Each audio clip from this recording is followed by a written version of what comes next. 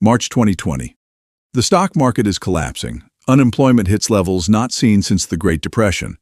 Small businesses are shuttering by the thousands. And in the middle of all this chaos, America's billionaires added over $400 billion to their collective wealth in just 3 months. Not despite the crash. Because of it. This isn't a conspiracy, it's a pattern, and it's happened in every major economic crisis for the last 100 years. But here's what nobody really explains, the mechanics of how disasters get converted into wealth, the actual step-by-step process that turns your panic into someone else's profit. Let me show you the blueprint. First, we need to understand what a market crash actually is. Not the textbook version, the real version. When markets crash, it's not that value disappears into thin air. Value doesn't evaporate, it transfers. Think of the economy like a giant poker table. When someone loses chips, someone else is collecting them. The table itself doesn't lose chips. The difference is, most people are forced to leave the table at the worst possible moment. The wealthy get to stay seated. Here's the key thing most people miss. In a crisis, there are 2 types of sellers, forced sellers and willing buyers. Forced sellers are selling because they have to. Maybe they lost their job and need cash for rent. Maybe their business is dying and they need to cover payroll. Maybe they're just terrified and want out before it gets worse. Willing buyers are buying because they want to, because they have cash, because they understand something about timing that most people don't. And this is where the transfer begins. During the 2008 financial crisis, Warren Buffett invested $5 billion into Goldman Sachs, while the rest of the world was running for the exits. Not 5 million, 5 billion. When General Electric was on its knees, he handed them $3 billion more. By 2013, those investments had doubled. But Buffett isn't special. He just had something most people don't have during a crash: dry powder. Let's walk through exactly how this works. Stage 1. The crash happens. Doesn't matter what triggers it: a pandemic, a banking crisis, a housing bubble. The trigger is almost irrelevant. What matters is what happens next. Regular people, the ones living paycheck to paycheck or running small businesses, they don't have cushion. When income stops, they have maybe 2 months before the wolves are at the door. So they start selling their stocks, their houses, their cars, whatever they can liquidate to survive. And here's the cruel math. When everyone sells at once, prices collapse. That house you bought for $400,000. In a panic, maybe it's worth $250,000. Those stocks in your retirement account? Down 40% in 3 weeks. But you need money now, so you sell at $250,000. You sell at 40% down. Because the alternative is worse. Stage 2. The wealthy who aren't selling start buying. But they're not just buying anything, they're buying the best assets at the worst prices. Waterfront property, blue chip stocks, entire portfolios from desperate sellers. And they're buying with cash they've kept on the sidelines, specifically for moments like this. Here's where it gets interesting. Rich people don't actually need to time the market perfectly. They just need to be able to survive being wrong for longer than you can survive being right. If they buy at 40% down and it drops to 50% down, they don't panic. They buy more because they're not selling their car to cover groceries. They have what's called optionality, the luxury of patience. During the 2008 crash, home prices fell by an average of 33%.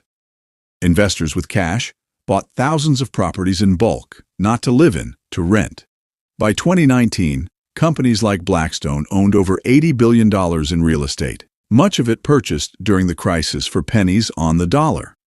Today, those properties have tripled in value. Meanwhile, the families who lost those homes, many still haven't recovered. They went from homeowners to renters, and their landlord is now a private equity firm. Stage 3 is the recovery, and this is where the gap becomes permanent. See, when the market eventually bounces back, and it always does, it doesn't bounce back evenly.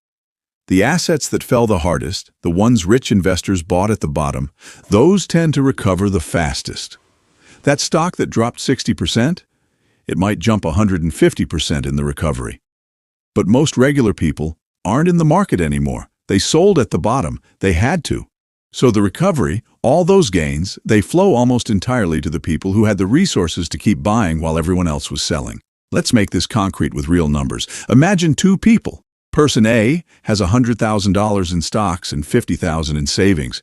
Person B has $10 million in stocks and $5 million in cash. The market crashes 40%. Person A's portfolio drops to $60,000. They panic, or worse, they lose their job. They need their savings to survive. Eventually, they sell their stocks at $60,000 to keep the lights on. Total loss, $40,000, and now they're out of the market. Person B's portfolio drops to $6 million. Painful on paper. But they're still employed, still have income, still have that $5 million in cash. So they don't sell. Instead, they buy. They deploy $2 million of their cash into the crashed market. The market recovers over the next 3 years back to full value plus growth. Let's say 50% higher than the pre-crash peak. Person A has no stocks. They have whatever's left of their savings, maybe $20,000 if they're lucky. Person B now has $12 million from their original holdings recovering plus 1.5 times growth, another $3 million from the stocks they bought at the bottom, which have more than doubled. They're sitting at $15 million plus. Person A lost $40,000 and got left behind. Person B made $5 million. Same crash, opposite outcomes, and this happens at every level of the economy. Small landlords lose properties to big investors, local shops close while chains expand, regional banks fail while national banks consolidate. The crisis doesn't destroy wealth, it concentrates it. Here's the part that sounds absurd until you think about it. Some of the wealthiest families in history built their fortunes during depressions, not booms. The Kennedys, the Rockefellers, fortunes made by buying when blood was in the streets, as the old saying goes. And they're not villains for doing it, they're just playing by rules that most people don't realize exist. Now, you've probably heard the motivational version of this story, the one that says, just be greedy when others are fearful, buy the dip, have an emergency fund, build passive income, all of which sounds great until you remember that 63% of Americans live paycheck to paycheck, that the median retirement savings for people aged 55 to 64 is barely over $100,000. That one unexpected medical bill can wipe out years of careful saving. The advice isn't wrong. It's just irrelevant for most people. Because the real secret isn't about mindset or discipline. It's about having enough wealth that you never become a forced seller. That's the moat. Everything else is tactics. During COVID, while millions filed for unemployment, the stock market had its fastest recovery in history. Why? Because the Federal Reserve flooded the system with money, trillions in liquidity, rates dropped to zero, and who benefits most when borrowing is cheap and money is plentiful? People who already have assets to borrow against, people who can leverage their existing wealth to buy more. Small business owners got Paycheck Protection Program loans that maybe covered a few months of expenses. Real estate investors got access to capital markets to buy entire apartment complexes at distressed prices. The CARES Act sent stimulus checks of $1,200 to individuals. It also sent trillions to prop up financial markets. Guess which one had a bigger impact on wealth inequality? This is the quiet part nobody wants to say out loud. The system isn't broken. It's working exactly as designed. It's just not designed for most people to win.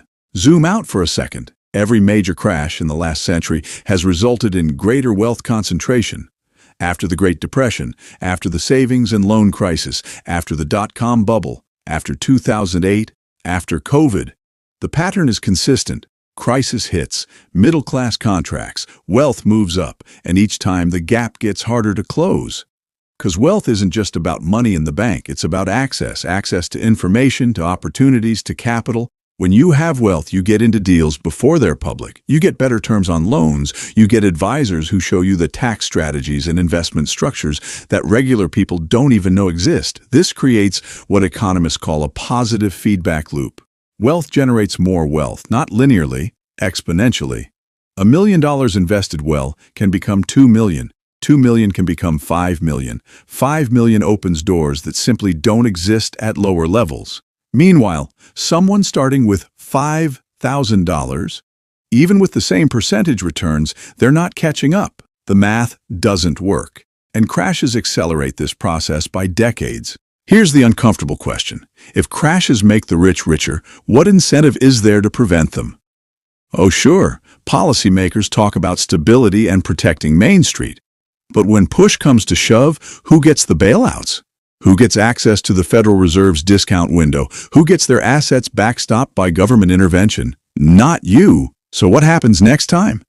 Because there will be a next time. There always is. Maybe it's a debt crisis. Maybe it's a geopolitical shock. Maybe it's something we can't even predict yet. But when it comes, you can be certain of one thing. The playbook won't change. There will be panic, forced selling, wealth transfer from those who have to sell to those who want to buy. And in 5 years, we'll look back and see that the gap got wider. Again, the system doesn't need to be fair. It just needs to be predictable.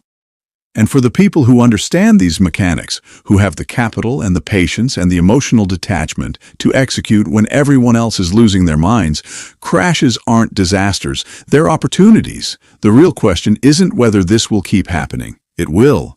The question is, which side of the trade will you be on next time?